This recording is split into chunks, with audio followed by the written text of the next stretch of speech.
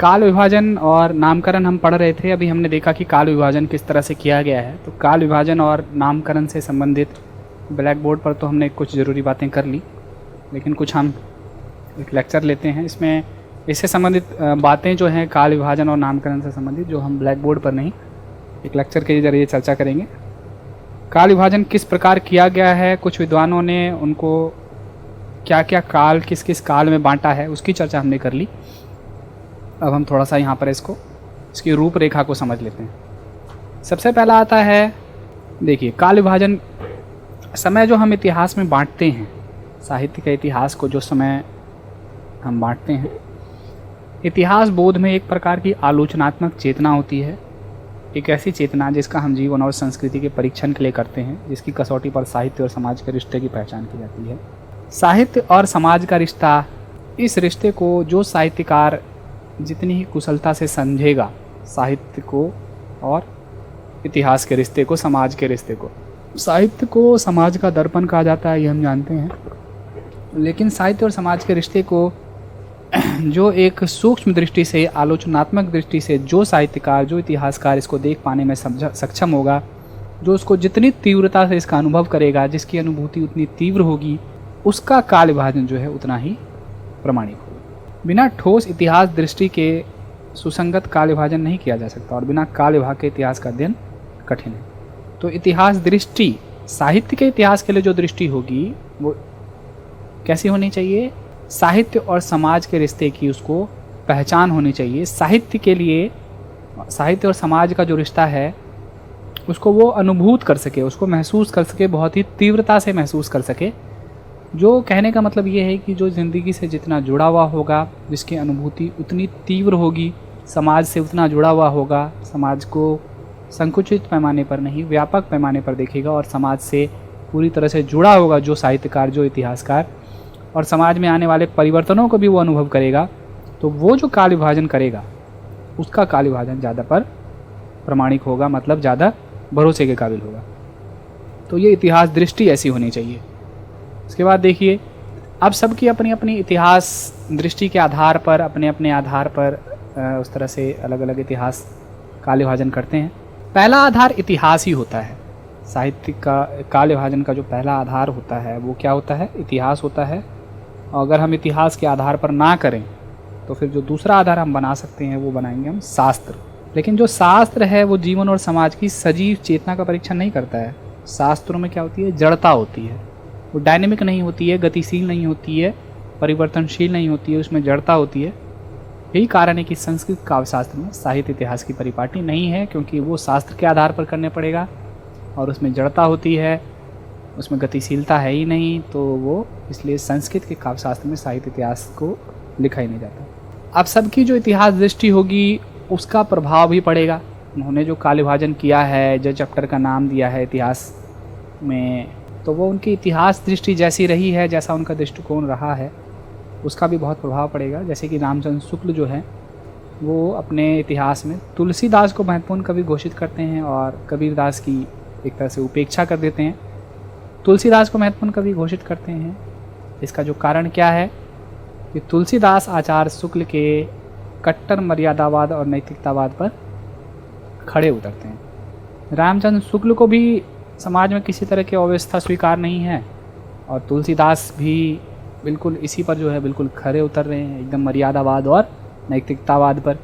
इसलिए जो रामचंद्र शुक्ल के जो प्रिय कवि हैं वो तुलसीदास हैं, और इसे ही वो महत्वपूर्ण कवि घोषित करते हैं। तो अपनी जो जिस दृष्टि से वो देख रहे हैं उस दृष्टि का भी प्रभाव पड़ता है।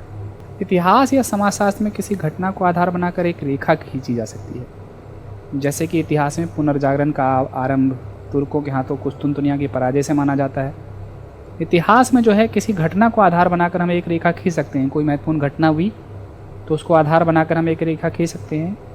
लेकिन साहित्य के इतिहासकारों को साहित्य के रुझान का रुख पता करने में कठिनाई हो सकती है, क्योंकि साहित्य का जो रुझान है वो परिवर्तन किसी एक तिथि की घटना नहीं है। साहित्य का जो इतिहास है वो कोई एक तिथि, कोई फिक्स तिथि नहीं है कि इस तिथि से सामान्य इतिहास हम लिखेंगे तो हाँ कि इस समय का इतिहास पुनर्जागरण का जो आरंभ है वो तुर्कों के हाथों कुस्तुनतुनिया की जो पराजय हुई उस तिथि से मानी जा सकती है।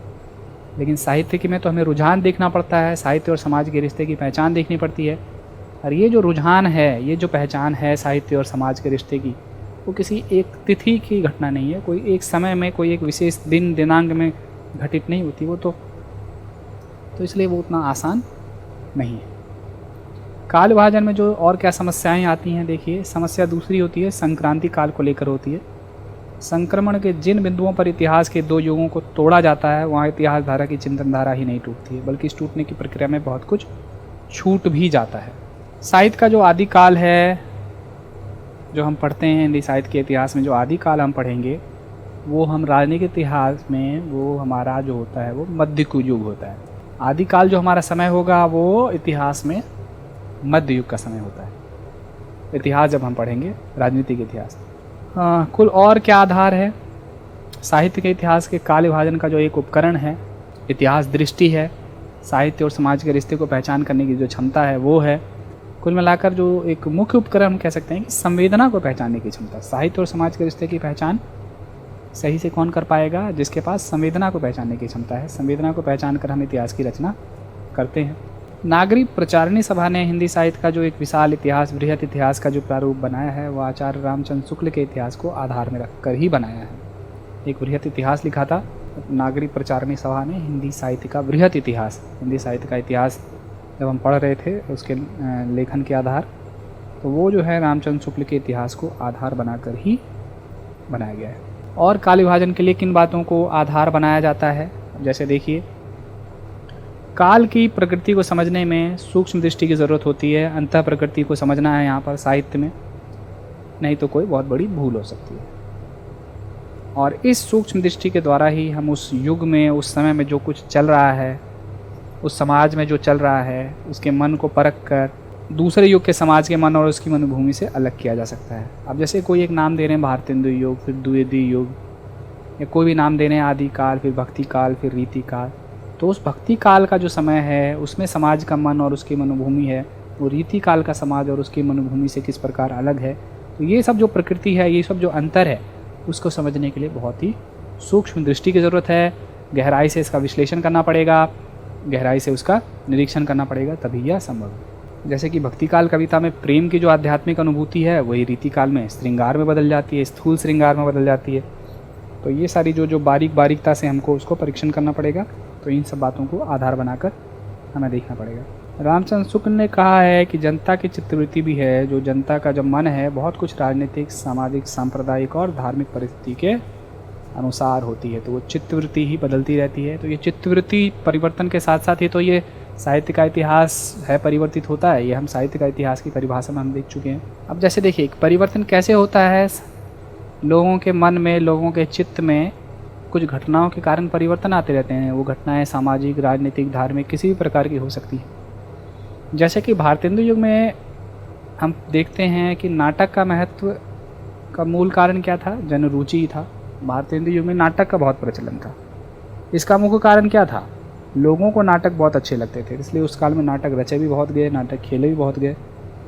लेकिन धीरे धीरे उपन्यास लोकप्रिय हो गए और नाटक जो है उसका प्रचलन थोड़ा कम हुआ।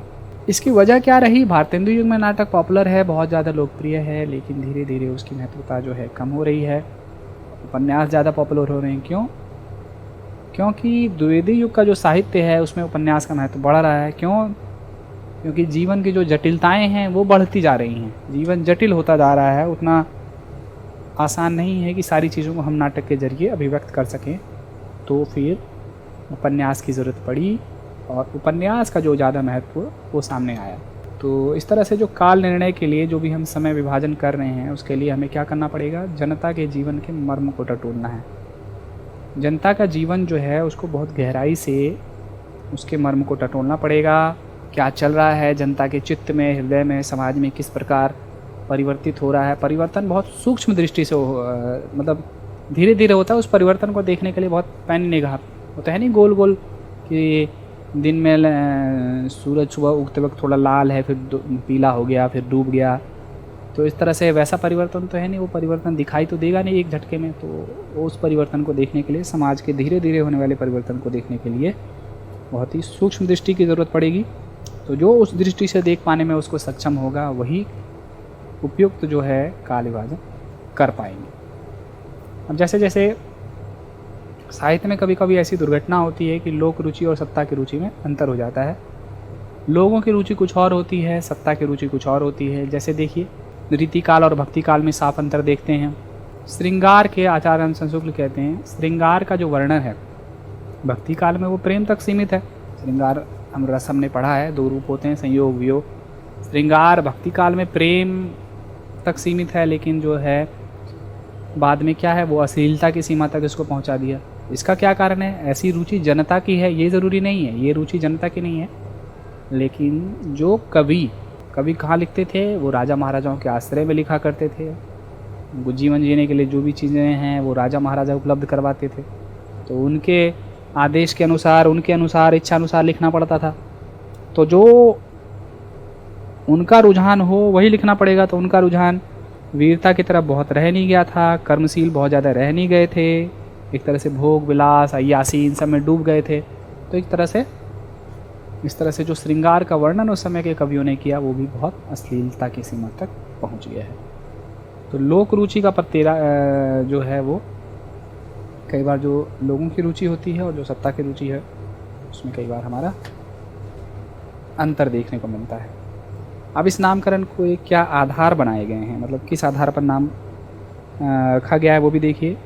काल विभाजन नामकरण 2 अलग अलग प्रश्न ही हैं, दोनों एक दूसरे के पूरक हैं। जिन मुद्दों को ध्यान में रखकर काल विभाजन का निर्णय लिया जाता है उन्हीं को ध्यान में रखकर उसका नामकरण भी किया जाता है। काल विभाजन मतलब समय, संवत इतना 1700 से 1900 ये काल विभाजन है, और जो नाम रख रहे हैं वो नामकरण है। तो काल विभाजन के आधार पर ही नामकरण भी रखा जाता है। रचना के अंतर वस्तु की केंद्रिता को ध्यान में रखकर कालखंड को नामांकित कर दिया जाता है। रचनाओं की बहुलता से प्रवृत्ति का औसत निकालकर ठीक लगने वाले नाम से साहित्यिक कालखंड का नामकरण करने का प्रचलन है। बहुत सारी रचनाएं वहाँ पे जो हुई हैं उसमें से जो अधिकांश रचनाएं जिस ओर संकेत कर रही हैं, अधिकांश रचनाएं जिस ओर संकेत कर रही हैं, भक्ति भाव में डूबी हुई ज़्यादातर रचनाएं हैं, तो भक्ति काल नाम हो गया। श्रृंगार से संबंधित ज़्यादातर रचनाएं हैं तो श्रृंगार काल नाम हो गया। लेकिन फिर उसमें देखा कि इसमें श्रृंगार, कुछ रचनाएं ऐसी हैं जिसमें श्रृंगार काल नाम उपयुक्त नहीं है, इसमें तो ऋतु निरूपण की प्रवृत्ति है, तो फिर रीति काल नाम हो गया। तो जो चीज़ हमें ज़्यादा मात्रा में देखने को मिले उस आधार पर नाम रखने का एक तरह से प्रचलन है। समाज और हमारे सांस्कृतिक जीवन में कुछ आंदोलन ऐसे होते हैं जिसका प्रभाव जीवन के विविध क्षेत्रों में दिखाई पड़ता है। ऐसे आंदोलन को आधार बनाकर भी कालखंड में नाम रखने की जो है व्यवस्था की गई है, जैसे कि स्वच्छंदतावाद, भक्ति काल, ऐसे ही नाम हैं। जो कुछ आंदोलन हो रहे हैं समाज में जिनका प्रभाव जीवन के बहुत बड़े क्षेत्र पर पड़ रहा है, जैसे भक्ति आंदोलन, भक्ति काल का जो आंदोलन है, आज़ादी का आंदोलन और भक्ति काल का आंदोलन, यही 2 आंदोलन बहुत बड़े हैं, तो उस आधार पर भक्ति काल नाम रख दिया गया। स्वच्छंदतावाद एक प्रवृत्ति आई, स्वच्छंद होकर लिखने की प्रवृत्ति आई, तो बिल्कुल ये नाम स्वच्छंदतावाद। तो एक तरह से आंदोलन जो चल पड़ा। पहला तो यह है कि जितनी प्रकार की रचनाएं हैं उसमें से अधिकांश रचनाएं जिस तरह की हैं उस आधार पर नाम बना कर रख दिया। दूसरा आधार क्या है कि उस समय कोई बहुत बड़ा आंदोलन चल पड़ा जिसने समाज की धारा को मोड़ने का काम किया हो, तो उस आधार पर, उस नाम के आधार पर नाम रख दिया गया, जैसे भक्ति काल और आपका स्वच्छंदतावाद। कभी कभी क्या होता है कि किसी एक व्यक्ति का नाम इतना बड़ा हो जाता है या उनका काम इतना बड़ा हो जाता है कि उनके नाम पर पूरा युग चल पड़ता है, जैसे कि भारतेंदु युग और द्विवेदी युग। इन दोनों का नाम इतना बड़ा था, इन्होंने इतना कुछ किया था। भारतेंदु ने इतना कुछ किया, महावीर प्रसाद द्विवेदी ने इतना कुछ किया कि उनके नाम के आधार पर ही पूरा युग का नाम हो गया। तो भारतेंदु युग और द्विवेदी युग, एक तरह से 1 मैन आर्मी आप कहते हैं ना। अंग्रेजी साहित्य में भी ऐसा प्रचलन है, जैसे कि विक्टोरिया युग, विक्टोरियन युग, एलिजाबेथन युग। सिर्फ हिंदी में ही भारतेंदु युग, द्विवेदी जैसे उदाहरण नहीं मिलते हमें, अंग्रेजी साहित्य में भी विक्टोरियन युग, एलिजाबेथन युग ऐसे उदाहरण हमें देखने को मिलते हैं। एक आधार जो है नाम रखने का, उसको घटना भी माना जाता है, जैसे कि स्वतंत्रता भारतीय इतिहास की महत्वपूर्ण घटना है। भारतीय साहित्य के इतिहास में इस घटना को आधार बनाया गया है। स्वातंत्र्योत्तर साहित्य ऐसे नाम भी रखे जाते हैं जो लोकप्रिय हुए हैं। घटना के आधार पर नामकरण रखने से पहले उस घटना के प्रभाव का मूल्यांकन करना होता है कि इस घटना का कितना प्रभाव रहा होगा, किस हद तक प्रभाव रहेगा। उसके बाद सीमा किस प्रकार से निर्धारित की गई, कब का क्या नाम है वो हमने देख लिया है, वो हम देख चुके हैं। आदिकाल का जो नामकरण किया गया, देखिए आदिकाल की सबसे बड़ी मुश्किल ये है कि उसमें किसी प्रवृत्ति की केंद्रीय भूमिका नहीं है। किसी भी जीवित साहित्य के विकास में कई प्रकार की मनस्थितियों और भावों का साथ साथ होता है विकास, लेकिन आदिकाल के लिए ऐसी कोई प्रवृत्ति नहीं थी। जैसे भक्ति काल के लिए चलो भक्ति की प्रवृत्ति होगी, रीति काल में रीति निरूपण की प्रवृत्ति होगी। आदिकाल में बहुत मुश्किल था कि क्या नाम रखा जाए। कोई एक वीर गाथा काल रख रहे हैं तो अप्रमाणिक है, नाम क्या रखा जाए, तो आदि मतलब शुरुआत हो रही है, तो ये आदिकाल नाम कर सहमति बनी इसमें। बाकी किसने क्या नाम दिया, किस आधार पर क्या नाम दिया, वो हम चर्चा कर चुके हैं। इतिहास लेखन के आधार, किस आधार पर उन्होंने क्या नाम दिया, ये हम देख चुके हैं। रामचंद्र शुक्ल ने नाम दिया वीर गाथा काल, लेकिन वीर गाथा काल नाम देते हैं तो एक तरह से वो आरंभिक साहित्य की विविधतापूर्ण प्रवृत्तियों को छोड़कर विशिष्ट वर्ग द्वारा रचे गए साहित्य को ही अपना आधार बनाते हैं। वो नाथ, सिद्ध, जैन के साहित्य को छोड़कर साहित्य की संवेदना का विकास देना चाहते हैं, लेकिन ऐसा संभव नहीं था। अपभ्रंश को देखना था। ऐसा नहीं कि डायरेक्ट हमें कोई चीज़ पकी पकाई खिचड़ी मिल गई, कुछ ना कुछ आधार रहता है हर चीज़ के पीछे। कोई भी जो समय है तो वो पीछे से इतने समय में, सालों में समाज चेंज होता है, इतिहास चेंज होता है। तो ऐसा नहीं कि जो चीज़ आपको डायरेक्ट मिल गई, हाँ ये नाम दे दिया वीर गाथा काल, उससे पहले हमें समझना पड़ेगा कि उससे पहले सिद्धों की परंपरा है, उससे पहले नाथों की परंपरा है, उससे पहले जैनों की परंपरा है, वहीं से उसका विकास सामने आ रहा है, तो हमें उसको भी क्रेडिट देना पड़ेगा। ये नहीं कि उन जो सामने हमारे सामने आ गया सिर्फ उसे दे दिया, वो किस वजह से आया, उनका क्या योगदान रहा, वो भी हमें शामिल करना पड़ेगा। जो कुछ भी नया होता है, घटित या नया रचा जाता है, उसका स्थापित से विरोध होना स्वाभाविक है। मतलब जो कुछ भी स्थापित है उससे उसका विरोध होता है, इसलिए विरोध होने मात्र से उसे साहित्य से अलग नहीं किया जा सकता। अब आदिकाल किस आधार पर, देखिए जिस आधार पर शुक्ल जी ने काव्य ग्रंथों की रचना की थी, जो उन्होंने नाम दिया था ना वीर गाथा काल, आदिकाल शुक्ल जी ने जो नाम दिया था, आदिकाल को नाम दिया उन्होंने वीर गाथा काल। किस आधार पर नाम दिया वो देखिए। शुक्ल जी हम लिख रहे हैं मतलब रामचंद्र शुक्ल, नाम क्या दिया, वीर गाथा काल, वीर गाथा काल। तो ये नाम प्रचलन में नहीं आया, क्यों? प्रचलन में कौन सा नाम आया? आदिकाल। प्रचलन में क्यों नहीं आया ये जानते हैं।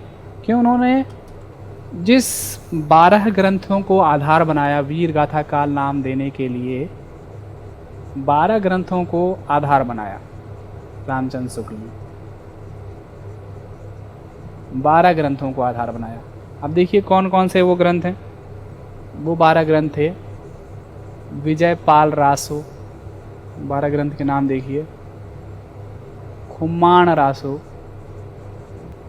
बीसल देव रासो, पृथ्वीराज रासो, जयचंद प्रकाश, जय मयंक जस चंद्रिका,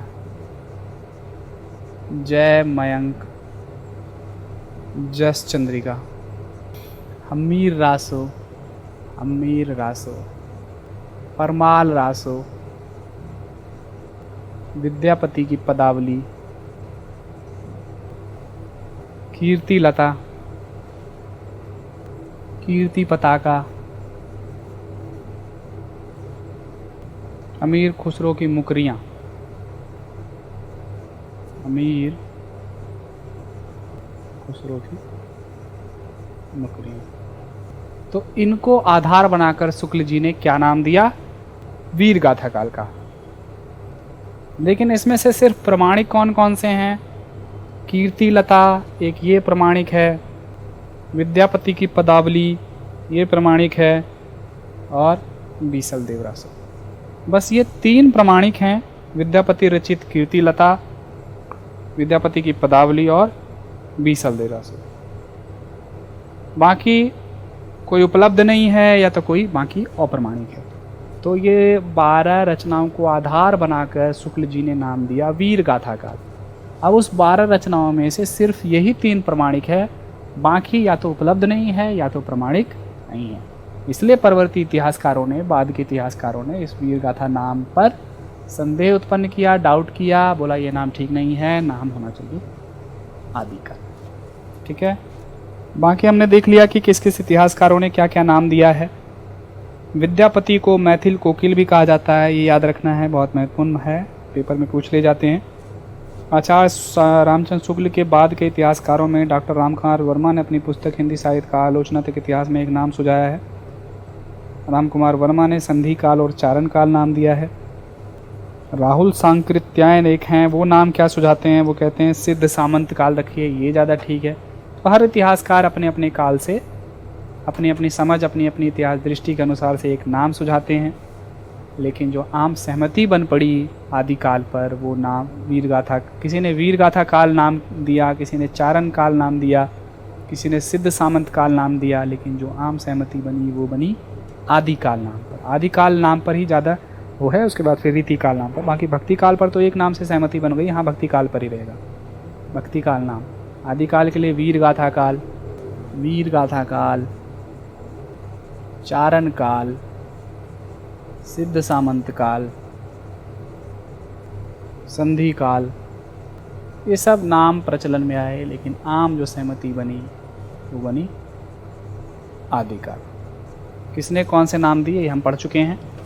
नाम ऐसा ही होना चाहिए जिस पर क्या हो, व्यापक सहमति हो, ज़्यादा से ज़्यादा लोग उस पर सहमत हों, उसकी सार्थकता सिद्ध हो। इसलिए आदिकाल जो नाम रखा गया उस पर व्यापक सहमति मिली, क्योंकि ये नाम आचार्य हजारी प्रसाद द्विवेदी का, उन्होंने जो नाम रखा हिंदी साहित्य का उद्भव विकास में आदिकाल, इस पर व्यापक सहमति क्यों मिली, क्योंकि वे अपने नामकरण में जनता के उस सामूहिक मन को पकड़ते हैं जिससे साहित्य की प्रवृत्ति निर्धारित होती है। तो उस चीज़ को पकड़ना सबसे ज़्यादा, सबसे सही तरीके से जो इसके आदिकाल को उन्होंने पकड़ा, वो किसने पकड़ा, आचार्य हजारी प्रसाद द्विवेदी ने। तो इसलिए उनका जो नाम दिया हुआ आदिकाल वो ज़्यादा प्रचलन में आया। देखिए भक्ति काल में क्या है, भक्ति काल की अंतिम सीमा को लेकर थोड़ा सा विवाद रहता है। विवाद का कारण क्या है, केशवदास। केशवदास भक्ति काल के कवि हैं या रीति काल के, विवाद का बिंदु जो है यही है। भक्ति काल का जो क्या रहता है विवाद, उसकी अंतिम समय सीमा क्या होनी चाहिए, वजह क्या है, केशवदास। रचना की दृष्टि से केशवदास क्या है, भक्ति काल में आते हैं, लेकिन उनकी रचना शैली और जो साहित्यिक चेतना का जो स्वर है वो रीति काल का है। अब यही प्रश्न उठता है कि भक्ति काल का रूपांतरण किस प्रकार से रीति काल में हुआ। भक्ति में प्रेम और समर्पण प्रमुख भाव है और रीति काल में श्रृंगार है।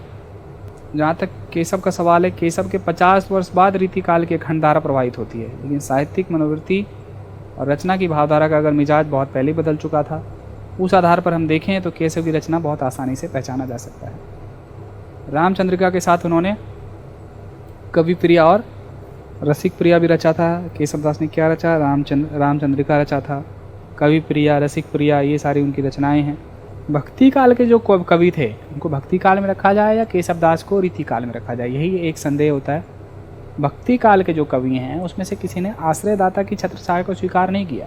शायद ही कोई ऐसे हों कि बिना आश्रय में नहीं लिख रहे हैं, किसी के अंदर नहीं लिखेंगे, किसी राजा महाराजा के अंदर नहीं लिखेंगे वो जो कहेंगे। लेकिन केशवदास ने जो अपनी कविताएं हैं वो राजा के आश्रय में रख कर रचा था, इसलिए केशव को संक्रांति काल का कवि मानते हुए भी उन्हें रीति काल में रखा जाता है। सबसे बड़ी वजह देखिए, भक्ति काल के शायद ही कोई ऐसे कवि हैं जिन्होंने राजाश्रय में लिखा हो, मतलब राजा के अंडर में लिखा हो, राजा से वो जो भी उनको नाम, सैलरी, तनख्वाह मिले। लेकिन केशव जो है वो उन्होंने राजाश्रय में लिखा, उन्होंने राजा के अंदर रख लिया, अंदर रहकर लिखा उनके, इसलिए केशव को संक्रांति काल का कवि मानते हुए उन्हें रीति काल में रखा जाता है और भक्ति काल की अंतिम सीमा को 1643 ही स्वीकार करना उचित होता है। तो मतलब एक जो विवाद है कि केशव को भक्ति काल में रखें या रीति काल में रखें, तो हम उसको फाइनली जो है रीति काल में हम विभाजित करते हैं। भक्ति काल की क्या खूबी है, सबसे पहली बात, और ये भक्ति काल की एक खूबी है कि भक्ति काल की धार्मिक और आध्यात्मिक अनुभूति को अगर छोड़ भी दिया जाए तो वहाँ पर क्या मौजूद है, भक्ति काल सिर्फ भक्ति से संबंधित जुड़ा नहीं है, उसमें मानवीय संवेदना जो है बहुत ही तीव्रता से जुड़ा हुआ है। भक्ति काल ने जीवन के प्रश्न को कविता का प्रश्न बनाया है। भक्ति काल का जो प्रश्न है वो थोड़ा जायज़ है। आदिकाल में भी देखिए आप लड़ाई झगड़े में, इस तरह की चीज़ों में उलझे हुए हैं, रीति काल में भोग विलास में उलझे हुए हैं, लेकिन जो भक्ति काल है इसलिए उसको भक्ति काल को स्वर्ण युग भी कहा जाता है। भक्ति काल ने जीवन के प्रश्न को कविता का विषय बनाया है। वो दबे स्वर में व्यवस्था को चुनौती देता है, समाज के लिए एक अच्छे विकल्प की तलाश करता है। उस साहित्य में क्रांति और विद्रोह की चेतना है। भक्ति साहित्य कालजयी इसलिए है क्योंकि उसने जीवन की जटिलताओं को काव्य के उद्देश्य रूप में प्रस्तावित किया। तो भक्ति काल क्यों इम्पोर्टेंट है? क्योंकि उसने जीवन की जटिलताओं को काव्य के उद्देश्य के रूप में प्रस्तावित किया। अब रीति काल क्या है? भक्ति काल के दो विभाजन किए गए, निर्गुण और सगुण। निर्गुण को दो भागों में बांटा, ज्ञानाश्रयी शाखा, प्रेम मार्गी शाखा।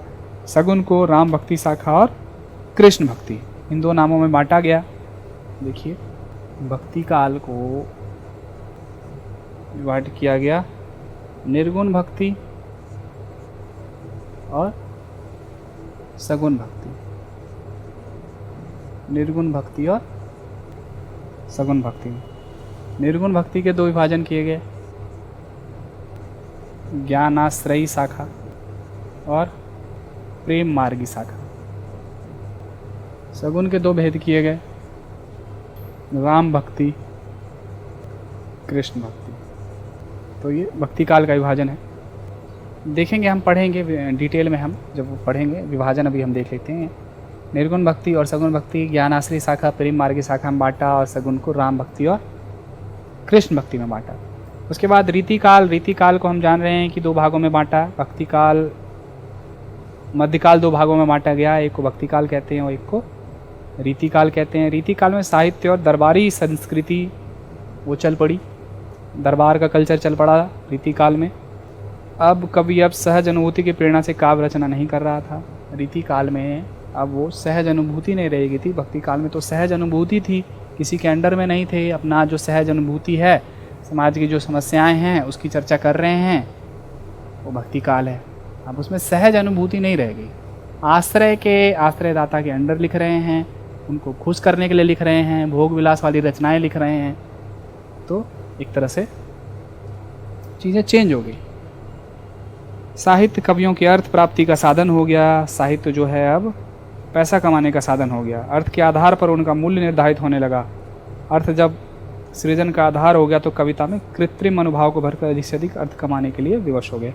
तो साहित्य में जो है वो संवेदना नहीं रह गई, नकली भाव भर भर के उसको पैसा कमाने का साधन बना दिया गया। तो इससे क्या हो गया? रीति काल कवि के मानसिक गठन में किसी प्रकार को कोई द्वंद्व नहीं मिलता है। तो उन्होंने जो है एक तरह से साहित्य से इतर सिर्फ अपना एक कृत्रिमता दिखाई देती है, क्योंकि वो अर्थ को ज़्यादा महत्व देते हैं।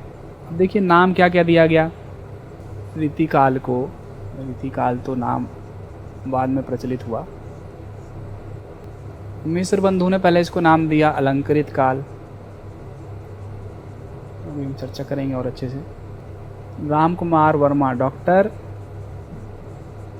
राम कुमार वर्मा, इन्होंने नाम दिया कला काल। डॉक्टर रसाल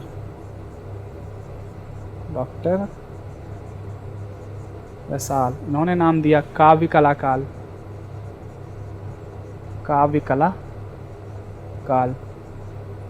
आचार्य विश्वनाथ प्रसाद